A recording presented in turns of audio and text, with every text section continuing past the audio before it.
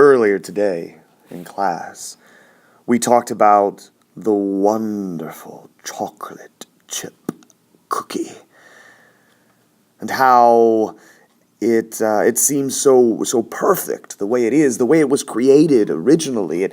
It contains these wonderful things called chocolate chips, and it's so delicious and wonderful when we taste it.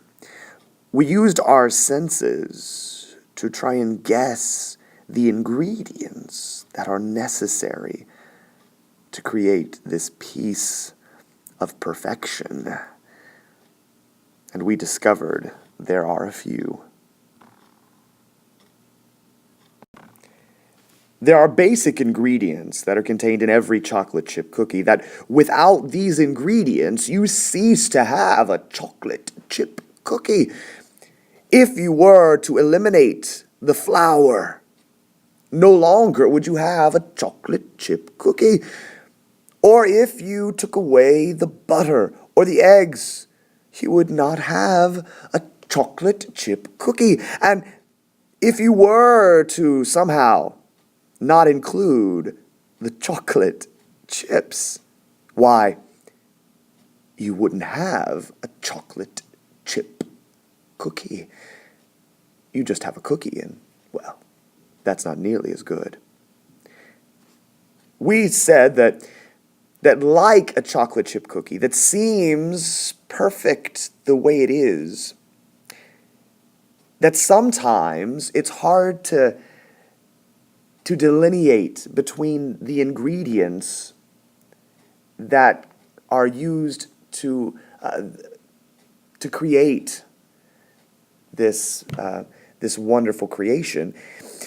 So we said the same was true with a narrative or a story. A story is a narrative, and a narrative is a story, and those two words are used interchangeably all the time.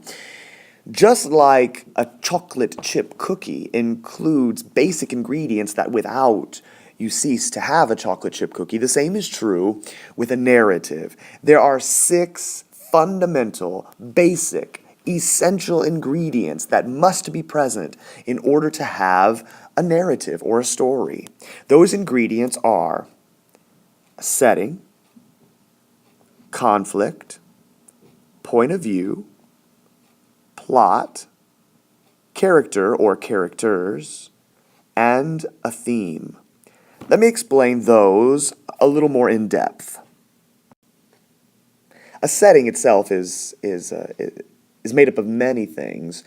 When you were younger, you probably understood that a setting was a place, like a basketball court or a kitchen table even.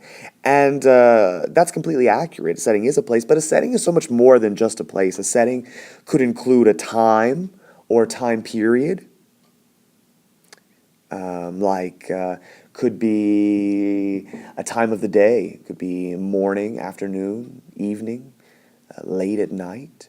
It could include a day of the week or a season of the year, or even a time period such as the 1800s or the Civil War.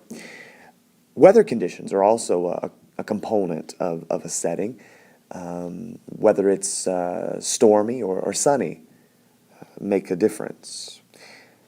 Even the mood or the atmosphere is also part of the setting.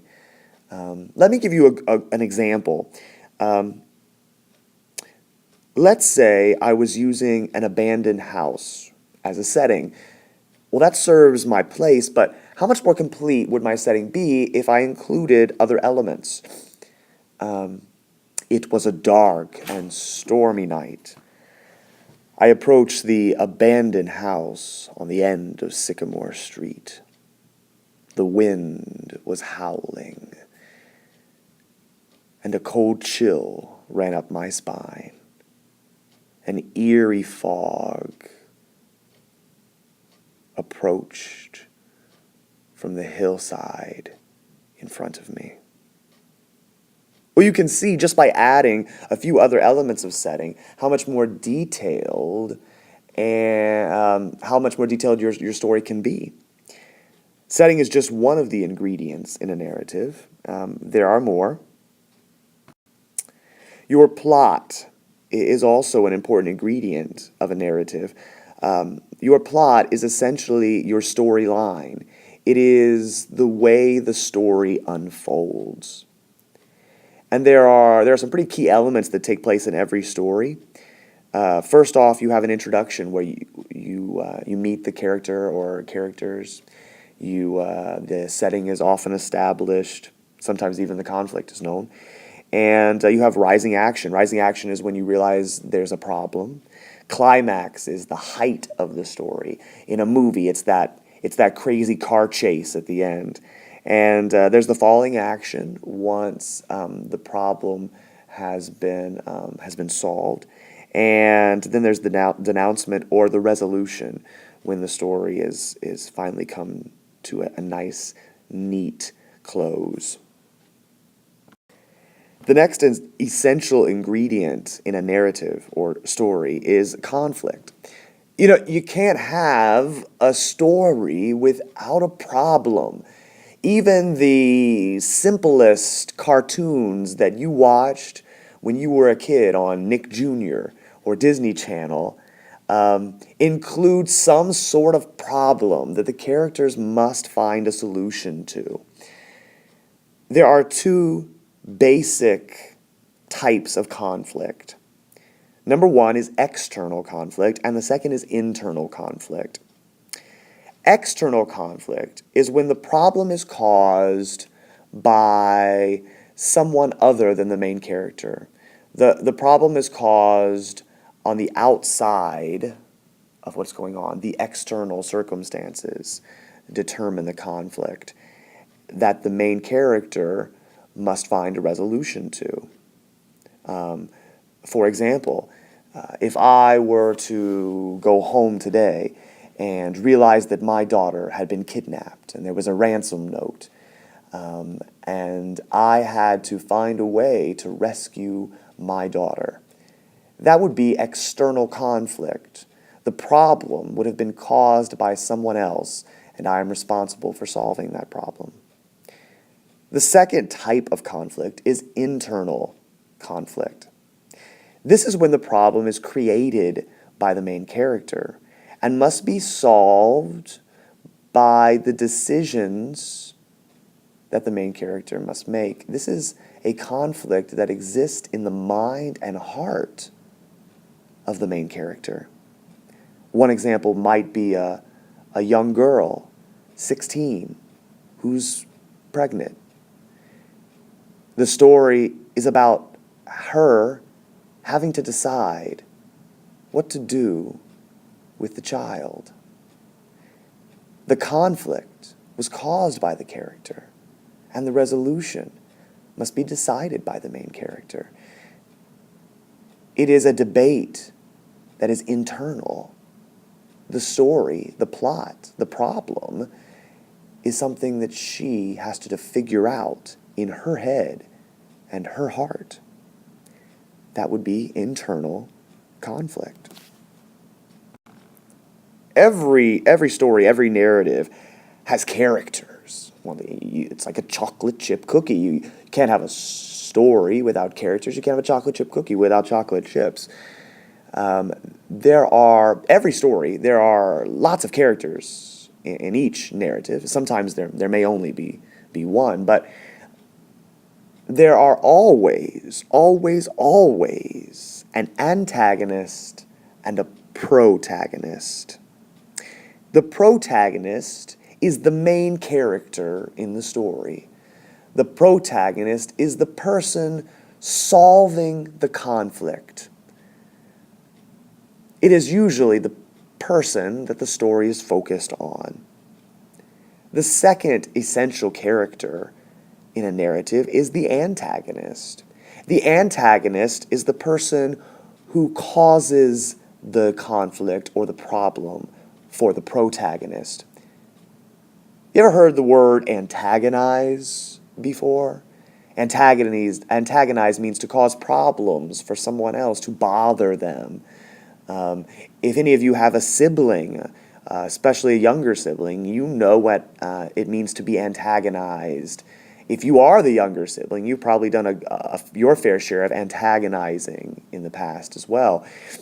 You have been the antagonist, or you have been antagonized by an antagonist. And the antagonist in the story, in the narrative, is a person who causes the conflict. In the Bible, Jesus is the protagonist. Satan is the antagonist. Batman, protagonist. Joker, antagonist. And on and on and on and on. I could think of a ton of Disney movies, because that's my thing.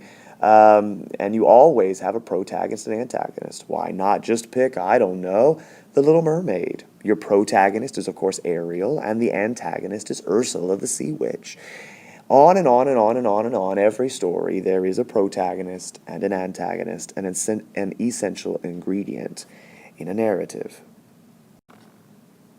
Every narrative is told from a certain point of view.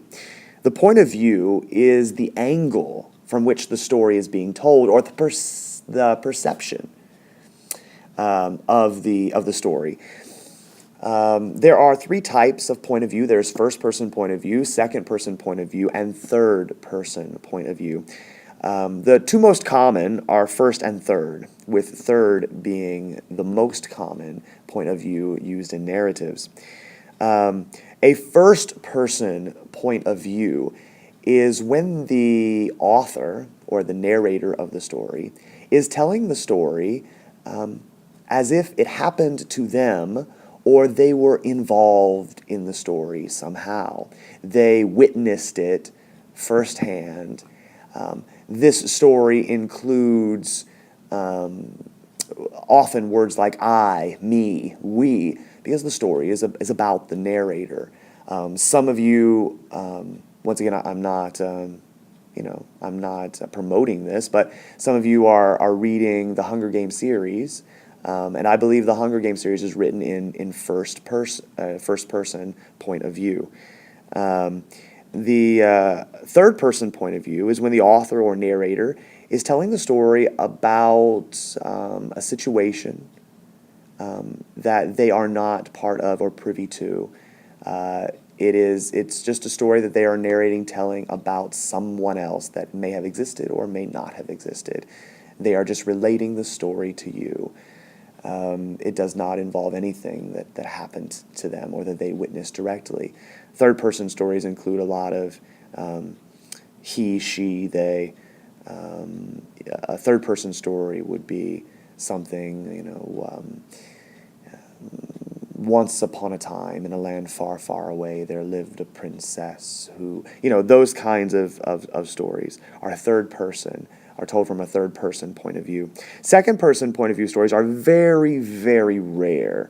And I'm going to show you one a little bit later in the unit, but a second-person point of view is when the story is about the reader. I know that sounds confusing, and that's why I'll explain it a little bit more later on down the line. Last but not least, every narrative has a theme. A theme is a moral or ethical lesson to be learned by the reader.